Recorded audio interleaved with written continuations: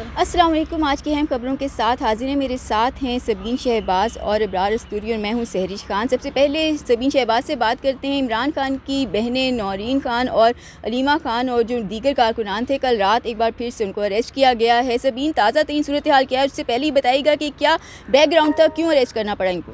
सरिश, देखिए, मंगल का दिन इमरान खान का जो है वो मुलाकातों का दिन होता है इमरान खान की बहनों से। इमरान खान की बहनें हर मंगल जाती हैं। वकला के साथ अगर मुलाकातें हों तो वकला नहीं भी जाते, लेकिन इमरान खान की बहनें, ये 3 वाहिद बहनें हैं जो हर मुलाकात के दिन इमरान खान के लिए अडियाला जेल के बाहर मौजूद होती हैं। और ये अब एक रूटीन ही बन चुकी है। गो के इस्लामाबाद हाई कोर्ट के एक ऑर्डर मौजूद है, सुप्रीम कोर्ट में कल एक दरखास्त दायर हुई है, लेकिन उसके बावजूद इमरान खान की बहनों को इमरान खान से मुलाकात की इजाज़त नहीं मिली। गुज़िश्ता रोज़ भी यही सूरत हाल रही, रूटीन की सूरत हाल है, लेकिन गुज़िश्ता रोज़ इमरान खान की बहनें अडियाला जेल के बाहर मौजूद थी। गोरखपुर नाला के पास उनको रोक लिया जाता है, नाके के पास जो रोका जाता है, और उससे आगे उनको जाने की इजाज़त नहीं दी जाती।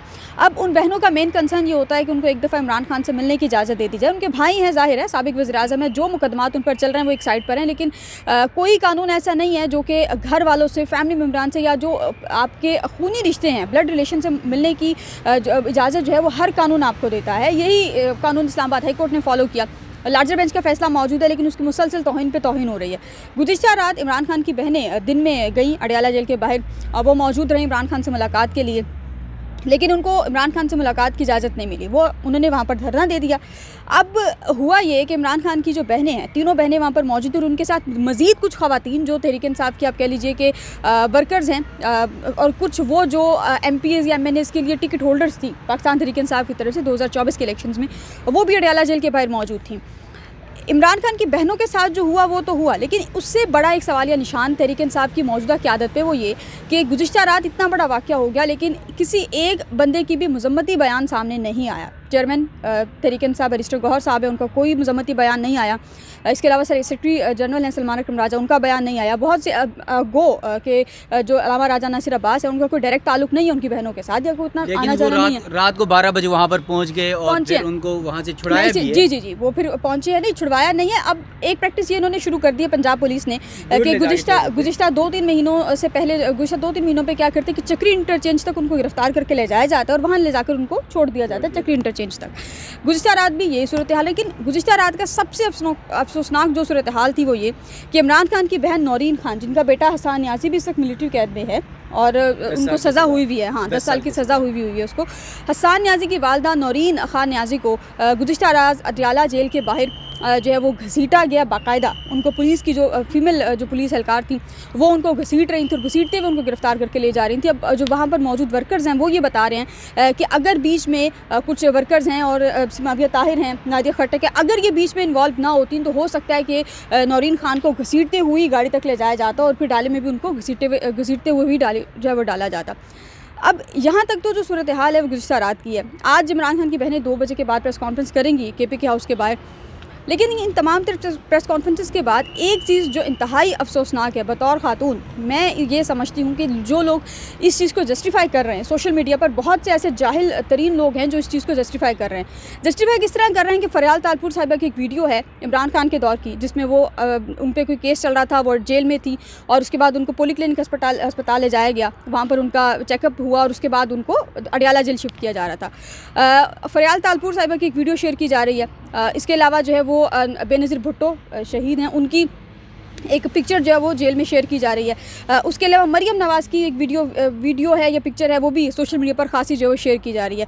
तो जो लोग इस चीज़ को जस्टिफाई कर रहे हैं, मेरा उनसे एक बड़ा सादा सा सवाल है, किसी भी खातून के साथ, दौर कोई भी हो, वो दौर हो या ये दौर हो, किसी भी खातून के साथ क्या ये करना जायज़ है? इस तरह सड़कों पर घसीटा जाए, इस तरह गिरफ्तारियाँ उनकी की जाएँ, वो खातून नौरीन खान हो, उज़मा खान हो, या आपके घर में जो भी माँ बहन है, माँ है, बहन है, बेटी है, माँ बहनें सबकी सांझी होती है। इसी पर एक मज़ाक़ा ख़ेज़ बयान गुज़िश्ता रोज़ जो है वो आया है हिना परवेज़ भट्ट साहिबा का, पंजाब की सूबाई वज़ीर हैं, मरियम नवाज़ साहिबा की बड़ी जो है वो करीबी हैं, और ये कहा जाता है कि जी मरियम नवाज़ के जो सारे ड्रेस हैं वो तैयार करवाती हैं, ख़ुद से तैयार करवाती हैं। तो हिना परवेज़ भट्ट साहिबा का गुज़िश्ता रोज़ का एक बयान है कि जी पंजाब में हर खातून अपने आप को महफूज जो है ना वो महसूस करती है। तो गुज़िश्ता रात के वाक़े के बाद मैं ये बात अलन अलान कहती हूँ कि मैं अपने आप को पंजाब में रहते हुए एटलीस्ट महसूस नहीं कर सकती, क्योंकि जो गुज़िश्ता रात इमरान खान की बहनों के साथ हुआ है, उनके लिए आम जो लड़कियाँ हैं या आम जो ख़वातीन हैं, उनकी क्या हैसियत है। बिल्कुल, आप तो कह रही हैं कि ख़वातीन के साथ ज़्यादा ये गलत है, बिल्कुल, लेकिन मेरे ख्याल में मर्दों के साथ भी बात तो कानून के मुताबिक होनी चाहिए, मामलात सिर्फ कानून के दायरे में रहकर ही होने चाहिए।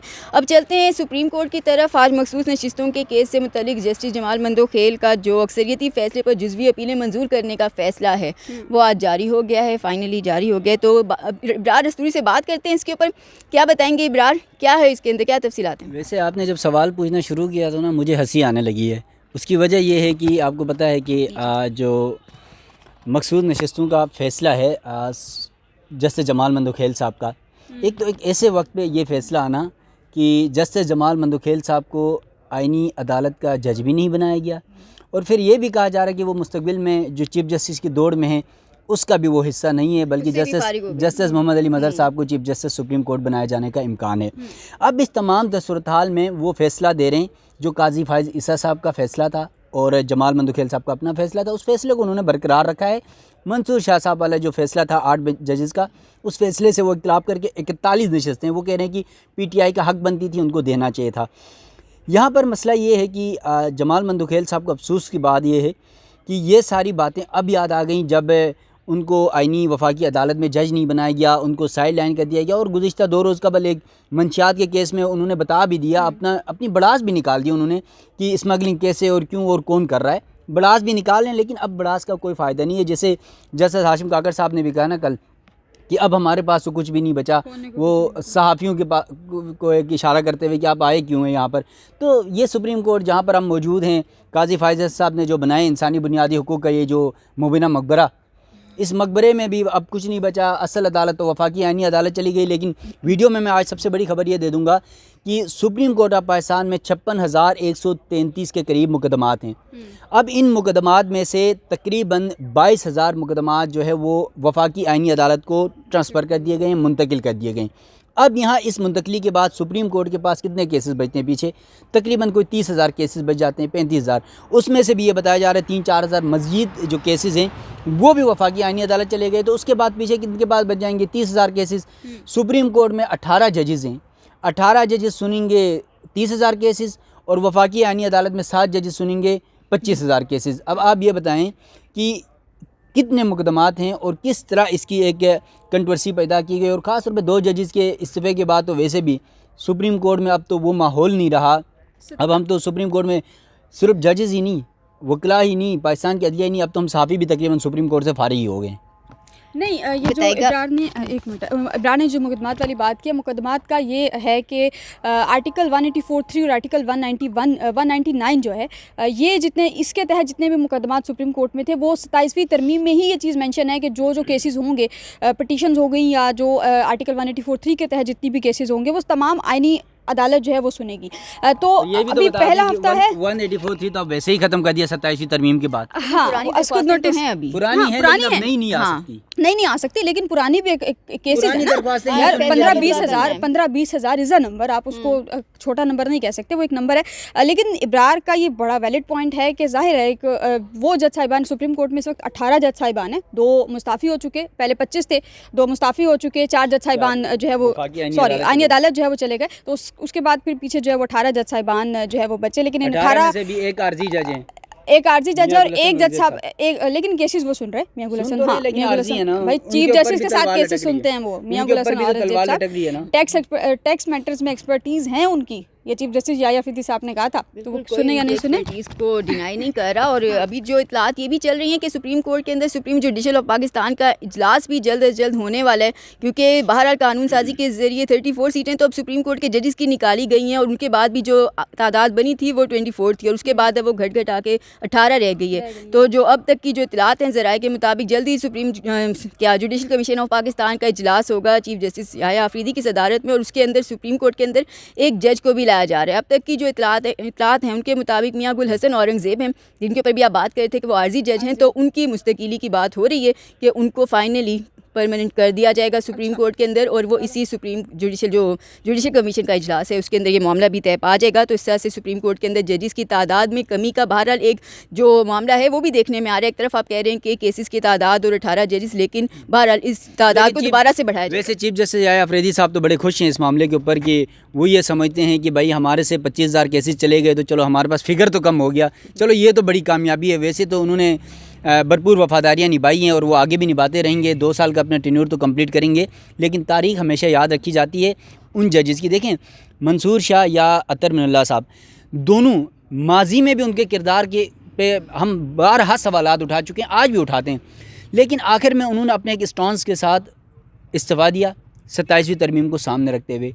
ठीक है, कुछ और जजेस हैं जिनके हवाले से बहुत सारी कयासराइयाँ हो रही थी सुप्रीम कोर्ट से, ख़ास तौर पर हम बात करें क्योंकि हम पिछले कई अरसे से यहाँ से बीट कवर करते हैं। तो आयशा मलिक, जस्टिस मुनीब अख्तर साहब हैं, इसके अलावा वकील अब्बासी साहब हैं, और कुछ जजेस की खबरें ये गर्दिश कर रही थी कि शायद वो भी इस्तीफ़े दे के जाएंगे, लेकिन वो जज कहीं नहीं जा रहे हैं, उनको मनवा लिया गया। और बल्कि खबर तो ये भी है कि जस्टिस मंसूर अली शाह और जस्टिस अतर मिनल्ला साहब को आयशा मलिक ने उनको मनाने की भरपूर कोशिश की कि भाई हम इस सिस्टम के अंदर रह के सिस्टम के साथ लड़ेंगे, इस्तीफ़े दे के ना जाएँ, हम भी आएँ आप भी आएँ, लड़ें। लेकिन मुझे हैरत इस बात पर हुई मंसूर शाह साहब पे, जब हमारी आखिरी मुलाकात हुई थी, आप भी उस मुलाकात में थी, याद हो तो, बहुत सारे सवालात हुए थे मंसूर शाह साहब से 26वीं तरमीम के बाद। उसमें मैंने खुद ये सवाल उनसे पूछा था कि आपके हवाले से कहा जा रहा है कि आप इस्तीफ़ा दे के जा रहे हैं या दिगर जजेस, तो मंसूर शाह साहब का ये अल्फाज से उनके अपने कि हम लड़ेंगे, हम मैदान छोड़ के भागने वालों में से नहीं है। लेकिन वो भागे क्यों, मुझे इस बात की समझ नहीं आई। लड़ने मंसूर अली शाह साहब ने 26वीं तरमीम के बाद भी ये कहा था कि हम सिस्टम में रहकर सिस्टम का मुकाबला करेंगे। आपको याद होगा 26वीं तरमीम के मेरा ख्याल 15 एक दिन बाद एक कॉन्फ्रेंस थी, उसमें मंसूर अली शाह साहब एज चीफ गेस्ट थे। तो हम मुझसे सवाल हुआ था और हमारे साथी रिपोर्टर हैं अदील सरफराज, उन्होंने ये सवाल किया था कि आप इस्तीफ़ा दे रहे हैं, आपके इस्तीफ़ों की खबरें चल रही हैं। तो उन्होंने अब एक वो शख्स जिसका हक था, मेरिट पर चीफ जस्टिस बनने जा रहे थे और उनको आपने तरमीम के ज़रिए उनको चीफ जस्टिस नहीं बनने दिया, उनके चौथे नंबर से सीनियरिटी लिस्ट में चौथे नंबर से उठाकर आपने एक जज को चीफ जस्टिस लगा दिया। तो उस वक्त एक ग्राउंड आपके पास मौजूद था, सुप्रीम कोर्ट का ग्राउंड आपके पास मौजूद है, सुप्रीम कोर्ट ऑफ पाकिस्तान था। अब सुप्रीम कोर्ट ऑफ पाकिस्तान मेरे नज़दीक अपीलेट कोर्ट से ज़्यादा कुछ नहीं है, तो यहाँ पर लड़ने का मेरा नहीं ख्याल फ़ायदा है। आप माजरत करें, 27वीं आईनी तरमीम के बाद सुप्रीम कोर्ट आप पाकिस्तान नहीं है, सिर्फ सुप्रीम कोर्ट ही है। मैंने कहा है ना 27वीं तरमीम के बाद अपीलेट कोर्ट बन गई, सुप्रीम कोर्ट रहेगी खाली, आप पाकिस्तान इस्तेमाल ना करें। अब आखिर में बात कर लेते हैं वफाकी आईनी अदालत, क्योंकि अब सुपीरियर कोर्ट है तो उसके जिक्र के बगैर तो अधूरा रह जाएगा सारा कुछ। बताइएगा, वकला में तकसीम नज़र आ रही है वाज़े तौर पे, जो नीचे की अदालत हैं उनके वकील खुश हैं कि G10 वापस जाएंगे, ज़रा रास्ता भी कम पड़ जाएगा। रेड जोन में यहाँ पे ख्वारी भी बड़ी होती थी, आने जाने की चेकिंग भी बड़ी होती थी, मसाइल से गुजरना पड़ता था, फिर रूट भी लगता रहता है इस तरफ अक्सर, तो साइलिन भी अलग परेशान थे, वकील भी अपनी आसानियाँ देखते हैं। तो दूसरी तरफ लेकिन इस्लामाबाद हाई कोर्ट बार के जो वकील हैं वो काफ़ी तपे हुए हैं। कल भी उन्होंने एक प्रेस कॉन्फ्रेंस की है और उनका काफ़ी मामला जो है वो बिगड़ा हुआ नज़र आ रहा है। वकील आपस में ही आमने सामने कर दिए, हुकूमत ने आपस में भी आमने सामने है। गुज़िश्ता रोज़ secretary Islamabad high court bar जो हैं जज्जा साहब, उन्होंने एक प्रेस कॉन्फ्रेंस की इस्लामाबाद हाई कोर्ट में, वो बड़े तपे हुए थे। उन्होंने कहा जी कि हमारी बिल्डिंग जो है वो ले जाने दी जा रही है और जिस आइन के तहत ये इस्लामाबाद हाई कोर्ट बनाई गई थी उसी आइन के तहत हमने बिल्डिंग जो है वो ली है और हमारी बड़ी मेहनत है इस बिल्डिंग पे। वो खैर खासे तपे हुए थे और बड़े बरहम हुए वो, लेकिन उन्होंने ये फिर जब जजेस के इस्तीफ़ों की बात हुई, जो उनकी प्रेस कॉन्फ्रेंस से मैंने एनालाइज़ किया वो ये किया कि जज्जा साहब का जो कंसर्न है वो सिर्फ अपनी बिल्डिंग तक है। उनको अदलिया की आज़ादी से या अदलिया पे 27वीं तरमीम 26वीं तरमीम का क्या इम्पैक्ट हो रहा है या हो सकता है आगे। आखिर में उन्होंने एक जुमला भी कहा था, आपको पता है कि अगर हमारे साथ मुशावरत की जाती है तो फिर हम देख लेंगे, ये भी कहा है उन्होंने। मुशावरत की जाती है, लेकिन उसके बाद फिर कल शाम में जो डिस्ट्रिक्ट बार जो है उन्होंने ख़त लिखा है वज़ीर कानून को और उन्होंने मुकम्मल ताउन की यकीन दहानी कराई। उन्होंने कहा कि अगर आपने वहाँ से सामान शिफ्ट करना है तो हमारा मुकम्मल ताउन आपके साथ है। आज इस्लामाबाद हाई कोर्ट में मेरी कुछ लोगों से बात हुई है, वकला से बात हुई है, तो वो ये कह रहे हैं कि जी वकला इसलिए खुश हैं क्योंकि अगर इस्लामाबाद हाई कोर्ट वहाँ पर शिफ्ट होती है तो बिल्कुल सा डिस्ट्रिक्ट कोर्ट है, तो जाहिर है जो इस्लामाबाद हाई कोर्ट के वकील हैं उनका ये है कि ज़्यादातर या तो केसेस उनके डिस्ट्रिक्ट कोर्ट में या इस्लामाबाद हाई कोर्ट में, तो वहाँ से यहाँ तक उनके लिए डिस्टेंस बहुत ज़्यादा था, तो ये डिस्टेंस जो है वो कम था। सारिश आपको एड्रेस करना चाहेंगी या कंक्लूड कर दें? वकला तो यकीनन अपने पहले भी प्लॉटों के मसाइल की तरफ देख रहे थे, अब भी आप बार एसोसिएशन चाहे वो सुप्रीम कोर्ट की हो चाहे वो हाई कोर्ट की हो, तो वो तो अपने प्लॉट्स के मुताबिक ही फिर वोट भी करते हैं, उनके रिजल्ट्स भी उसी हिसाब से आते हैं। लेकिन बहरहाल अभी तक जो देखें कराची बार जो है वो वाहिद है हाई कोर्ट बार एसोसिएशन कि उसके अंदर कम से कम वकील जो हैं वो बज़ाहिर नज़र आता है कि आइन के लिए कुछ करना चाहते हैं, मुतहर्रिक होना चाहते हैं। ज़राए के मुताबिक वो जस्टिस मंसूर अली शाह और अतम इनल्ला को भी अप्रोच कर रहे हैं, चाह रहे हैं कि वो कोई ऐसा इवेंट हो कि उसके अंदर वो दोनों जजेस आएँ और ख़िताब करें तो एक दफ़ा कोई पुरजोश किस्म का कुछ इन्वायरमेंट बन सके। तो नाज़रीन, आज की वीडियो से इतना ही। अगले व्लॉग में फिर हाजिर होंगे नई अपडेट्स।